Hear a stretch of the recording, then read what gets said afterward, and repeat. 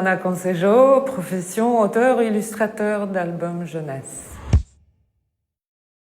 Eh bien, on est dans la salle où sont exposées des illustrations originales de l'album Le Petit Chaperon Rouge, avec une belle scénographie de la forêt derrière.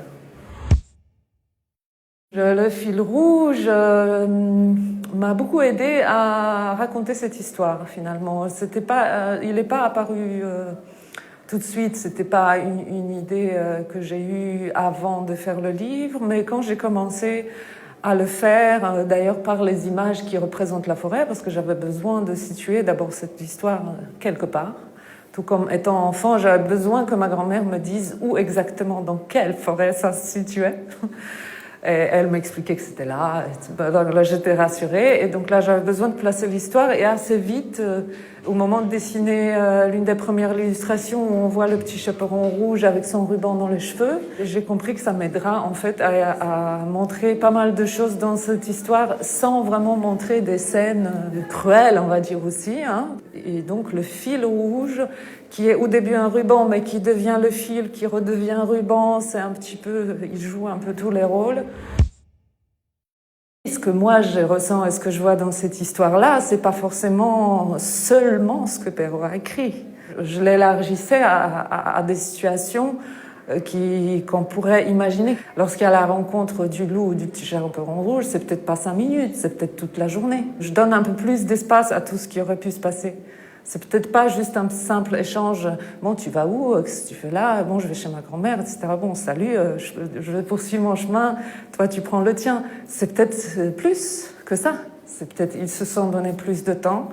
Ils sont même peut-être tombés amoureux l'un de l'autre pendant ce temps-là. Et moi, je l'ai vu plus comme vraiment une rencontre amoureuse et très importante. En tout cas, j'avais envie de leur donner plus de temps pour se connaître.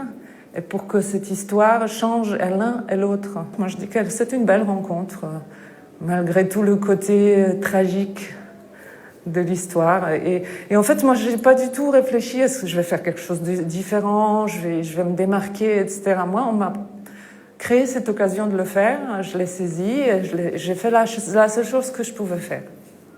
C'est aussi simple que ça. C'est pas juste un conte, voilà, le loup a fait une bêtise, il a été puni, voilà, il est mort. Alors vous avez vu ce qui arrive aux gens qui font du mal aux autres. C'est pas du tout ça. C'est plus un livre sur la rencontre des deux natures qui ne peuvent pas aller ensemble. Donc ça ne pouvait pas finir bien. Mais en même temps, c'est cette rencontre-là qui fait qu'on grandit et qu'on peut aller vers quelque chose de nouveau.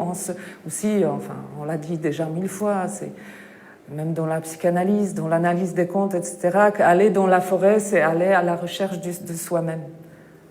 Pour moi, c'est vraiment ça, et j'espère qu'elle s'est vraiment trouvée et que j'ai réussi un petit peu à montrer ça aussi à travers les dessins que j'ai faits. Oui, c'est la première fois. Ravie de découvrir.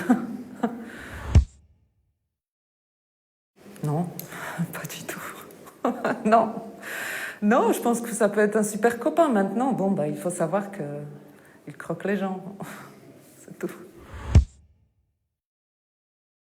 Je suis un peu rock'n'roll, oui. En tout cas, je suis très motorhead.